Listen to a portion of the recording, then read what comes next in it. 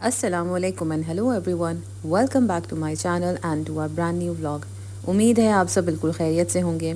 मैं भी अल्लाह का शुक्र है बिल्कुल ठीक हूँ और मेरी दुआ है आप सब लोग अपने घरों में खुश और महफूज रहें।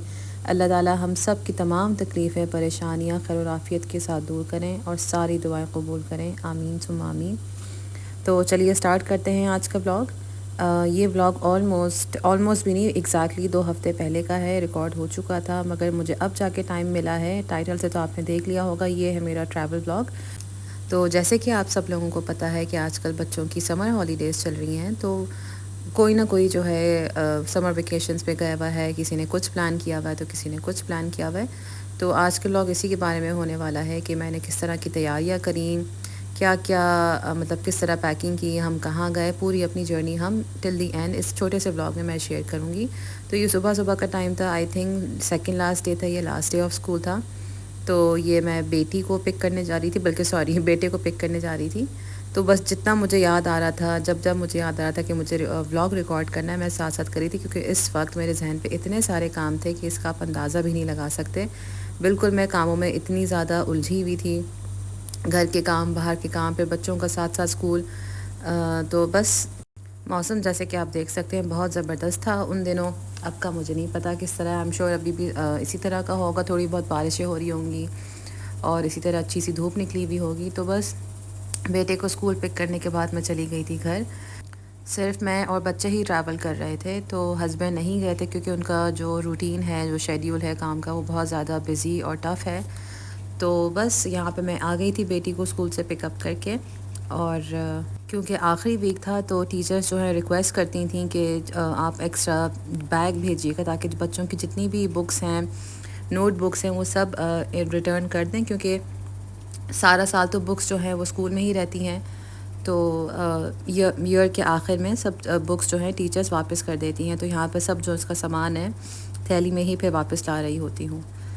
ये आई थिंक मैंने शायद गलत बोल दिया, ये सुबह की वीडियो है।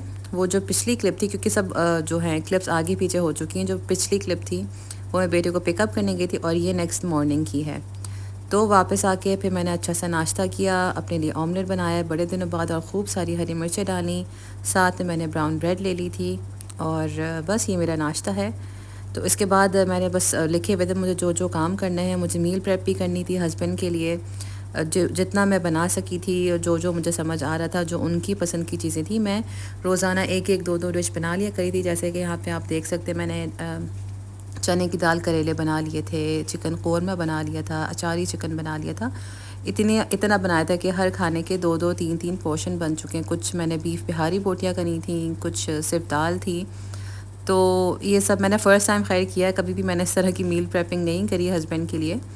तो अच्छा रहा था, कन्वीनियंट रहता है, एटलीस्ट बाहर के खानों से तो बेहतर है। और यहाँ पे मैंने कुछ चिकन के शामी कबाब बना दिए थे कि नाश्ते में कभी खा लिया या कभी डिनर के लिए या लंच के लिए ही कर लें। और दूसरे जो चिकन के मैं बनाती हूँ चिकन पैटीज़, जिसकी भी रेसिपी पहले शेयर कर चुकी हूँ और बहुत दफ़ा ब्लॉग में बना चुकी हूँ, तो वो भी मैंने बनाया था। यहाँ पे एक और कोई डिश बनने जा रही थी जो कि मुझे ख़ुद ब्लॉग देख के ही याद आएगा कि मैं क्या बना रही थी यहाँ पे। तो यहाँ पे साथ साथ जो मीट है वो डीप फ्रॉस्ट हो रहा था और फिर मैं आ गई थी अपना नाश्ता इंजॉय करने। आखिरी के दिन थे, तो आप समझ सकते हैं कि क्या इस वक्त मेरी कैफ़ियत थी। मुझे कुछ नहीं समझ आ रहा था कि मैं क्या चीज़ पहले करूं, क्या बाद में करूं। तो मैंने फिर किया कि सब कुछ मैं सब कामों की मैंने लिस्ट बना ली थी कि मुझे क्या काम करना है, और पैकिंग के लिए भी मैंने लिस्ट बना ली थी। बिल्कुल मैंने एंड टाइम पे करी थी सारी पैकिंग।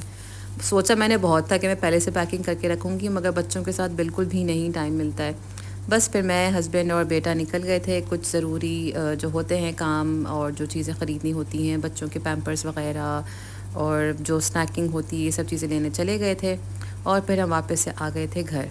खाना मैंने आई थिंक बना लिया था, हाँ, सारी डिशेस, क्योंकि सब सिंपल थी, बेसिक सी थी। तो मैंने कुकिंग की कुछ ख़ास नहीं रिकॉर्ड करी हैं, बस मील प्रेपिंग और ये सब जो डेली रेगुलर मेरे काम चल रहे थे ट्रैवलिंग से कुछ दिनों पहले के, वही है। तो यहाँ पे मैं पहले लेबल कर रही थी, मैंने इसमें बनाया था, हाँ, लैम कढ़ाई बना ली थी और चिकन कढ़ाई, दोनों तरह की कढ़ाई बना ली थी क्योंकि हस्बैंड को कढ़ाई का बहुत दिल चाह रहा था। तो मैंने सोचा फिर मैं दोनों की ही कढ़ाई बना लूँ, मज़े से फिर खाते रहेंगे। लैम कढ़ाई बस एक बॉक्स में ही पूरी हो गई थी, इनफ हो गई थी।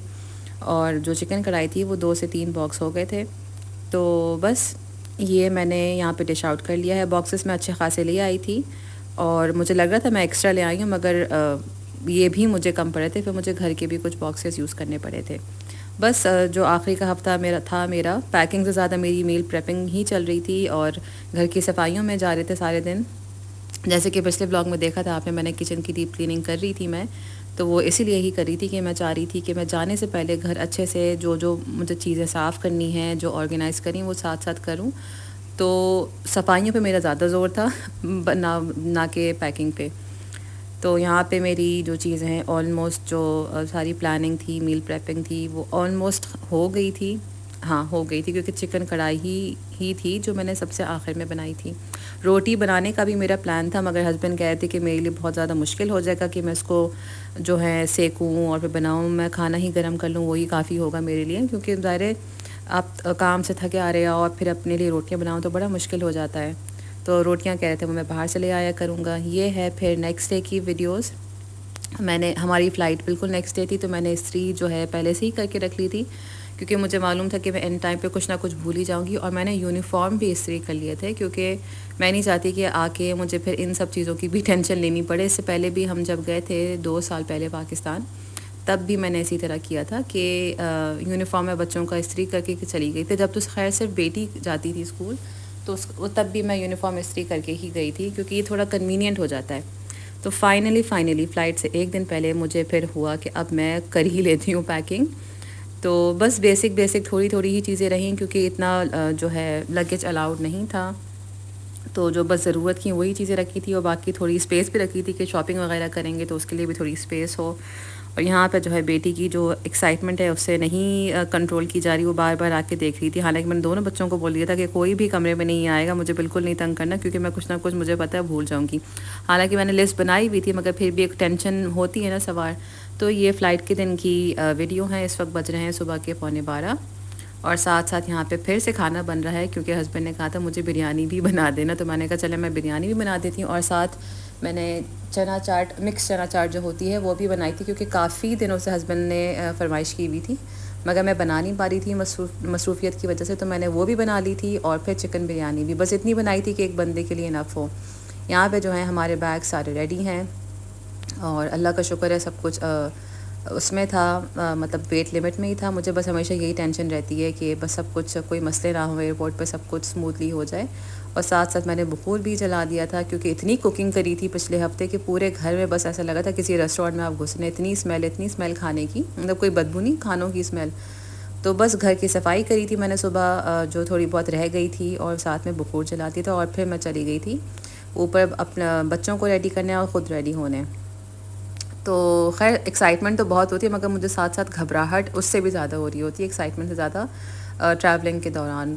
पता नहीं क्यों, शायद अगर मैं अकेली होती तो इतनी ना होती, और मगर क्योंकि बच्चे भी साथ हैं ना, तो वो ज़्यादा टेंशन होती कि बच्चे तंग ना करें, कुछ मसले ना हों बच्चों के साथ। तो बस यहाँ पे हम निकल गए थे एयरपोर्ट के लिए, और बस बच्चे बहुत ज़्यादा एक्साइटेड थे, और दोपहर का टाइम था, साथ साथ छोटे बेटे को नींद भी आ रही थी।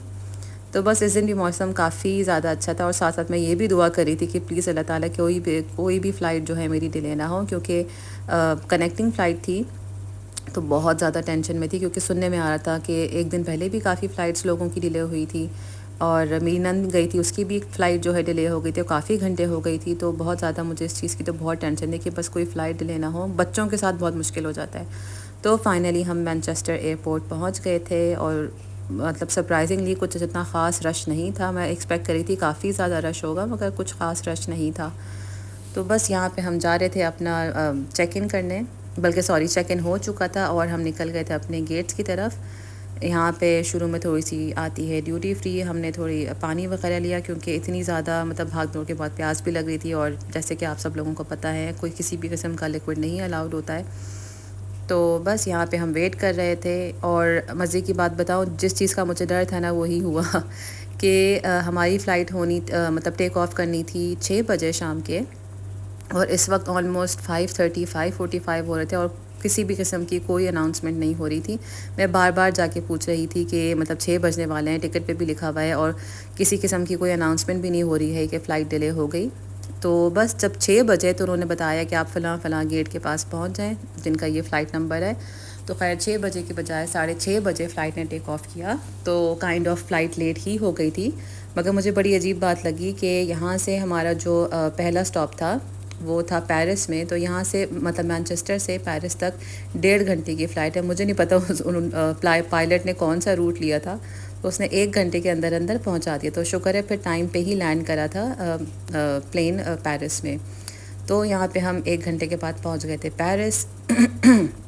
बच्चों ने जो 1 घंटे की फ़्लाइट थी बहुत अच्छे से एंजॉय करी, और अल्लाह का शुक्र है लोग भी आगे पीछे बहुत अच्छे थे, मतलब फैमिली वाले ही थे। तो मेरी भी साथ साथ मतलब बच्चों को भी एंटरटेन कर रहे थे, और ख़ुद भी कुछ लोग डिज़नीलैंड जा रहे थे। तो बस यहाँ पे हमने दूसरा अपना बोर्डिंग पास लिया और फिर चले गए थे अपने फ़ाइनल डेस्टिनेशन की तरफ, मतलब फ़ाइनल गेट्स जो थे। इस वक्त भी मैं बहुत घबराई हुई थी, क्योंकि मैं जब तक सेटल नहीं होती, जब तक मैं अपनी फ़ाइनल डेस्टिनेशन तक या उसके गेट तक एटलीस्ट ना पहुंचूं, तो बस मैं इस वक्त बहुत तेज़ी से भाग रही थी और बच्चों की कोई बात नहीं सुन रही थी, चाहे वो रो रहे हों कुछ कर रहे हों, क्योंकि मुझे पता ही बिला वजह ही रो रहे थे। मतलब बेटा मेरा ना, क्योंकि मैंने उसको ऑलरेडी सब कुछ सेटल कर चुकी थी, दोनों बच्चे वॉशरूम भी हो लिए थे, तो बस फालतू के क्रैंकी हो रहे थे। खैर बेचारे फालतू के क्रैंकी नहीं, इन लोगों की नींद का भी टाइम हो रहा था। तो फाइनली जो हमारी फ़ाइनल डेस्टिनेशन थी उसकी तरफ हम रवाना हो चुके थे। अच्छा, इस वक्त भी जब मैं पेरिस की एयरपोर्ट पे पहुंची तो मुझे मैनचेस्टर एयरपोर्ट है, मुझे बोर्डिंग पास बिल्कुल भी नहीं दिए थे। उन्होंने कहा था आपको पेरिस से ही मिल जाएंगे। और फिर पेरिस एयरपोर्ट पे बोर्डिंग पास लेने के लिए इतनी लंबी लाइन थी कि मुझे लगा था मेरी फ़्लाइट पक्का पक्का मिस हो जाएगी, क्योंकि 1 घंटे के अंदर अंदर मेरी फ़्लाइट थी। तो थैंकफुली जो इन्फॉर्मेशन डेस्क पे, जो हेल्प डेस्क पे होते हैं, मैंने उनसे बात करी तो उन्होंने मेरी हेल्प करी और मुझे क्यू में सबसे आगे खड़ा कर दिया, और 5 मिनट के अंदर अंदर मुझे शुक्र अब मेरे बोर्डिंग पास मिल गए थे। और फिर हम रवाना हो गए थे अबू धाबी के लिए। तो जी हाँ, हम लोग इस वेकेशन जो है समर हॉलीडेज़ में बच्चे और मैं आए हैं अबू धाबी अपने पेरेंट्स से मिलने।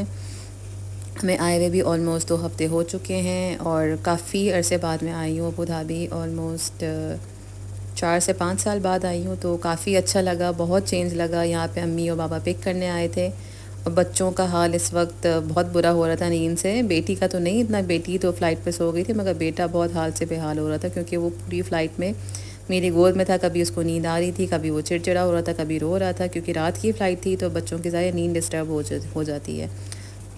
तो हम यहाँ पे निकल चुके थे घर की तरफ, और बस मुझे ये भी डर था हाँ कि मेरा शायद लगेज भी नहीं आएगा। पता नहीं क्यों मुझे बस एक छठी हिस्स बोली थी शायद लगेज भी मतलब मुश्किल से आएगा, या मिस हो जाएगा, या रह गया होगा किसी एयरपोर्ट पे। तो शुक्र है अल्लाह का कि वो आ गया था, क्योंकि काफ़ी आखिर में जाके आया था। तो यहाँ पे हम अल्लाह का शुक्र है घर पहुँच गए थे ऑलमोस्ट, और बहुत ज़्यादा थकन थी, बस दिल चाह रहा था घर जाके नाश्ता करके बस फ़ौरन सो जाऊँ। खैर जाते ही बच्चों को पहले मैंने बच्चों को नहलाया, बच्चों को सेटल किया। फिर नाना नानी ने और मामू ने कुछ गिफ्ट्स रखे हुए थे बच्चों के लिए उनकी कबर्ड्स में, वो उनको दिए। और फिर जल्दी से मैंने दोनों बच्चों को फ्रेशन अप किया, फिर मैं ख़ुद फ़्रेश हुई और नाश्ता करके हम लोग फिर सो गए थे। अम्मी ने बहुत मज़े के शामी कबाब बना के रखे हुए थे, तो उसका हमने फिर नाश्ता किया था। यहाँ पे मज़ेदार हमारा जो है नाश्ता तैयार है। जो जो चीज़ें मुझे पसंद होती हैं वो अम्मी ने बाबा ने मंगवा के रखी हुई थी। जैसे कि एक मिसाल है, मुझे चिली गार्लिक सॉस बहुत पसंद है यहाँ का, वो है, और बच्चों के लिए कॉर्नफ्लेक्स मंगवा के रखे थे। तो खैर माशाल्लाह जो है बच्चों की छुट्टियाँ बहुत अच्छी जा रही हैं, अल्लाह का शुक्र है। तो नेक्स्ट व्लॉग में मिलते हैं। नेक्स्ट व्लॉग तक के लिए टेक केयर एंड अल्लाह हाफिज़।